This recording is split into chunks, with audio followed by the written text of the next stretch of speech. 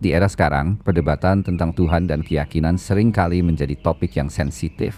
Namun, di sisi lain, manusia semakin tertarik untuk memikirkan hal-hal mendalam dan filosofis tentang eksistensi Tuhan, iman, dan bagaimana kita memahami konsep ini dalam kehidupan sehari-hari. Dalam video kali ini, kita tidak akan mencari siapa yang benar atau salah, melainkan mencoba membuka ruang diskusi yang lebih jujur dan mendalam. Pemikiran tentang Tuhan sangat beragam, dan kita akan mencoba membaginya ke dalam beberapa kelompok yang sering ditemukan di masyarakat. Mari kita mulai dengan 4 kelompok pemikiran utama yang akan kita bahas. 1. Ateis. Tuhan tidak ada. Kelompok pertama yang sering kita dengar adalah ateis. Ateis secara tegas menyatakan bahwa Tuhan tidak ada. Bagi mereka, alam semesta dan segala isinya dapat dijelaskan tanpa perlu melibatkan konsep Tuhan. Ateis biasanya mengandalkan ilmu pengetahuan dan rasionalitas dalam menjelaskan fenomena alam, dari evolusi hingga asal-usul kehidupan. Segala sesuatu yang ada di alam semesta dianggap berjalan sesuai dengan hukum-hukum alam yang bisa dipelajari dan dipahami secara ilmiah. Misalnya, ketika kita melihat fenomena seperti pohon yang tumbuh menuju cahaya matahari, seorang ateis akan menjelaskan bahwa itu adalah hasil dari proses fotosintesis dan evolusi, tanpa perlu ada campur tangan entitas ilahi. Mereka percaya bahwa segala sesuatu memiliki penjelasan rasional, dan bahwa alam semesta ini bekerja secara mekanis, sesuai dengan hukum fisika. Namun, ateis tidak selalu menolak nilai-nilai moral. Mereka bisa saja melakukan kebaikan atau menjaga lingkungan, bukan karena takut pada hukuman Tuhan, tetapi karena mereka merasa bahwa itulah hal yang benar secara etika atau moral.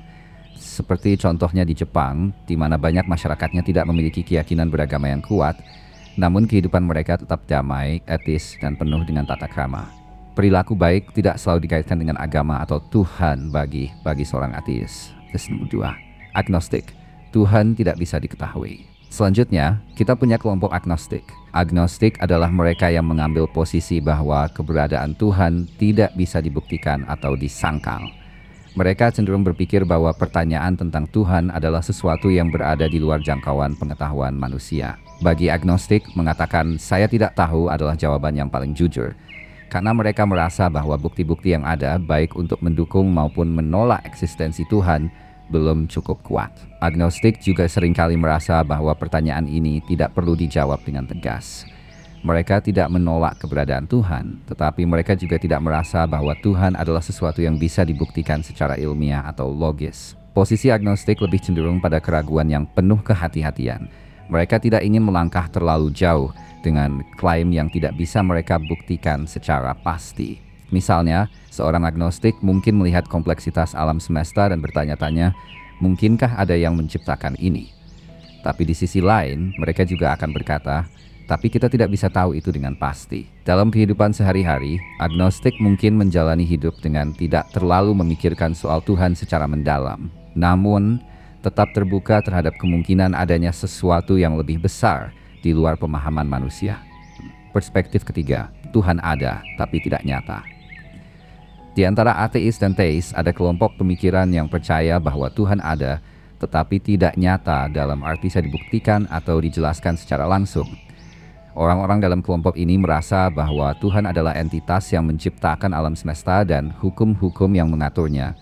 Tetapi mereka tidak melihat Tuhan sebagai sesuatu yang dapat diobservasi. Contoh nyatanya bisa kita lihat dalam masyarakat yang tidak menjalankan ritual agama dengan ketat, tetapi tetap merasa ada kekuatan yang lebih besar, yaitu keberadaan Tuhan. Orang-orang yang tergolong dalam pemikiran ini mungkin tidak terlalu terikat pada ajaran agama formal, tetapi mereka tetap merasa ada sesuatu yang lebih besar dari diri mereka sendiri, yang mereka yakini sebagai Tuhan. Mereka bisa saja melakukan perbuatan baik, menghindari hal-hal buruk, dan merasa adanya konsekuensi moral atau spiritual dari tindakan mereka. Jika ditanya apakah mereka percaya Tuhan, mereka akan menjawab, ya, ada tapi tidak nyata. Karena dalam diri mereka ada perasaan bahwa Tuhan itu ada. Namun keyakinan mereka tentang Tuhan tidak selalu diwujudkan dalam bentuk ketaatan agama. Mereka mungkin jarang menjalankan ritual agama secara ketat, tetapi ada perasaan takut pada dosa atau hukuman ketika berpikir untuk melakukan sesuatu yang salah dalam kehidupan sehari-hari. Misalnya, ketika berada di ruangan sendiri dan melihat barang milik orang lain, mereka mungkin tidak akan mengambilnya karena merasa Tuhan mengawasi, meskipun mereka tidak selalu menjalankan ajaran agama secara disiplin. Ini berbeda dengan ateis yang tidak percaya pada Tuhan sama sekali, atau agnostik yang merasa tidak bisa mengetahui keberadaan Tuhan. Namun, orang dalam kelompok ini merasa bahwa Tuhan ada, dengan lebih mengandalkan perasaan bahwa Tuhan hadir di balik kehidupan mereka. Dalam hal ini, ada kesamaan dengan penganut teis, di mana mereka juga percaya bahwa Tuhan itu tidak dapat diindra, tidak dapat diungkapkan dengan cara apapun, dan tidak ada padanannya. Bila ada ungkapan yang mencoba menjelaskan Tuhan dengan pikiran, mereka meyakini bahwa ungkapan itu salah, karena Tuhan tidak dapat dijelaskan melalui pikiran manusia. Penganut perspektif ketiga ini meyakini adanya Tuhan hanya melalui perasaan akan keberadaannya, tanpa mencoba menjelaskannya secara lebih mendalam. Apakah Anda merasa menjalankan agama Anda tanpa begitu ketat dalam hal ritual, namun masih percaya bahwa Tuhan ada? Mungkin Anda termasuk dalam kelompok pemikiran ketiga ini tanpa menyadarinya. Renungkan apakah keyakinan dan cara Anda memahami Tuhan sejalan dengan pandangan ini. 4. Teis, Tuhan ada dengan iman yang kuat. Kelompok terakhir yang akan kita bahas adalah teis, atau mereka yang memiliki keyakinan penuh pada Tuhan melalui iman. Bagi teis, Tuhan adalah pencipta alam semesta dan segalanya di dalamnya, dan mereka tidak merasa perlu untuk membuktikan keberadaan Tuhan dengan logika atau bukti ilmiah. Iman menjadi dasar utama dari kepercayaan mereka, dan mereka yakin bahwa segala sesuatu yang ada di dunia ini adalah hasil ciptaan Tuhan. Dalam konteks agama-agama besar seperti Islam, Kristen, atau Yahudi, iman menjadi pondasi yang tidak bisa diganggu-gugat. Misalnya, dalam Islam, Al-Quran dianggap sebagai wahyu dari Tuhan, dan banyak umat Muslim yang percaya bahwa keberadaan Tuhan tidak bisa dijangkau dengan logika manusia, tetapi harus diterima dengan iman yang tulus. Ini tercermin dalam ajaran tentang iman kepada Tuhan, malaikat, kitab-kitab suci, dan hari kiamat. Orang-orang yang tergolong dalam kelompok teis ini percaya bahwa Tuhan adalah sumber dari segala sesuatu, dan bahwa kehidupan di dunia ini adalah bagian dari rencana Tuhan yang lebih besar. Namun, seperti yang kita bahas sebelumnya, tidak semua orang yang mengidentifikasi diri sebagai teis menjalankan ajaran agama mereka dengan ketaatan yang sama. Beberapa mungkin lebih fokus pada aspek spiritual, sementara yang lain mungkin lebih terikat pada ritual dan tradisi agama.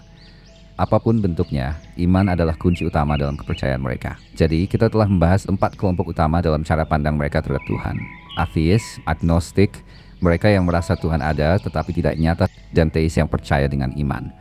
Setiap pandangan ini memiliki logika dan perasaan yang mendasari keyakinan mereka, dan masing-masing memberikan perspektif yang menarik untuk didiskusikan lebih lanjut.